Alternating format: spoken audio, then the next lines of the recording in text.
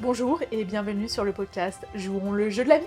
Moi c'est Alicia, un être humain sur la Terre, et j'ai pris la décision de voir ma vie comme un jeu. Mon but à travers ce podcast est de te partager et transmettre des outils pour t'aider dans ton propre chemin du jeu de ta vie. Je te partage mes expériences et je vais à la rencontre de d'autres êtres humains pour qu'ils nous partagent comment ils expérimentent leur propre manière de jouer leur vie. Alors c'est parti, prends ta manette, tes cartes ou encore ton stylo, c'est le moment du podcast. Hello à tous et bienvenue dans ce nouvel épisode du podcast Jouons le jeu de la vie. Aujourd'hui, on va parler des obstacles et des différentes manières de voir cela. Les obstacles, on a plusieurs façons de les voir. Le premier, de les voir comme quelque chose qui te ralentit, qui va te bloquer, voire même. Ou alors, tu peux les voir comme quelque chose qui va te permettre de te rendre meilleur, plus fort. Prenons par exemple le 1000 bornes, où là on a un côté aléatoire aux obstacles en fonction des joueurs avec qui on joue, où ils vont nous mettre des obstacles, des pneus crevés, des pannes d'essence, des accidents. Et nous, on doit avoir des cartes qui nous permettent de réparer, d'avancer, de continuer le chemin pour gagner le jeu.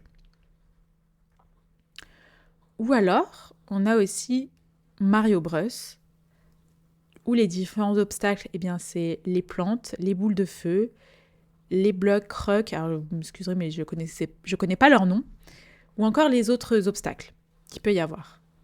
Ça, au début, tu peux dire, putain, vas-y, c'est chiant, ces obstacles-là dans Mario Bros. Sauf qu'en fait, plus les niveaux passent, plus ces obstacles-là, ils sont difficiles. Donc en fait, si t'as réussi à passer les premiers, même si t'as échoué, que t'as dû recommencer la partie, le niveau, au fil du temps, tu es meilleur. Eh bien, dans la vie, c'est pareil, du coup. En effet, par exemple, moi, je vais vous partager plusieurs moments où j'ai fait face à des obstacles. Le premier qui me vient en tête, c'est quand je suis partie en Guadeloupe en janvier 2024. J'ai passé mon niveau 1 de plongée. C'était la toute première fois que je faisais de plongée, j'en avais jamais fait avant, mais pour moi ça avait un côté plus économique. Et si je voulais en refaire, c'était vachement mieux de passer directement le niveau 1.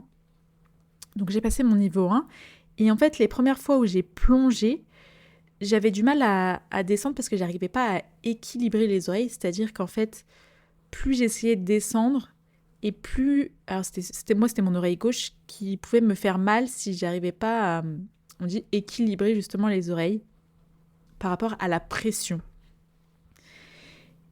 Et en fait, c'était difficile au début, j'arrivais pas du tout, malgré les méthodes qu'on pouvait me donner avec le fait de... Tu souffles un peu par le nez en le bouchant, tu peux aussi avaler la salive, tu avais plein d'autres méthodes.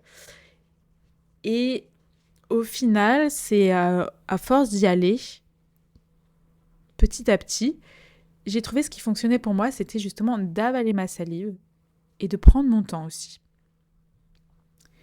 Et c'est comme ça que j'ai réussi à descendre petit à petit jusqu'aux 20 mètres qui est le max qu'on peut descendre au niveau 1. Alors qu'au début, j'arrivais pas à descendre les 6-7 premiers mètres.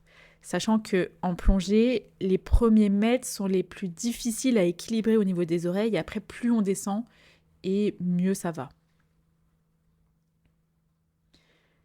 Le deuxième point qui me vient également en tête, c'est le côté réservé, introverti que je pouvais avoir, que je peux encore avoir de temps en temps quand j'ai envie, où j'avais du mal en fait à aller aborder les autres.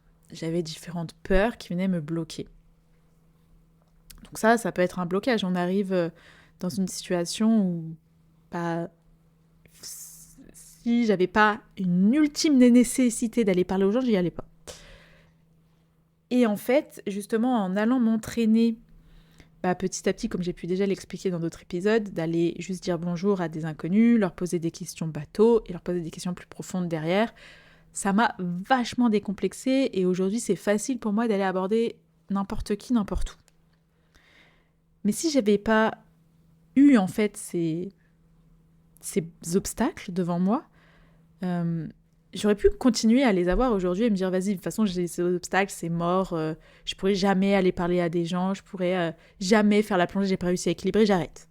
Mais il y a un côté où si t'as, comme je l'ai dit, vraiment envie, tu peux te dépasser et tu peux faire en sorte de franchir ces obstacles et justement en te disant vas-y, je peux le faire, comment je peux faire pour y arriver, tu grandis toi intérieurement. Ce qui peut derrière aussi t'inspirer déjà toi et ça peut aussi inspirer d'autres personnes. Toi, comment tu vois les obstacles aujourd'hui et comment tu as envie de les voir dans le futur? Quelques questions pour t'aider à avancer.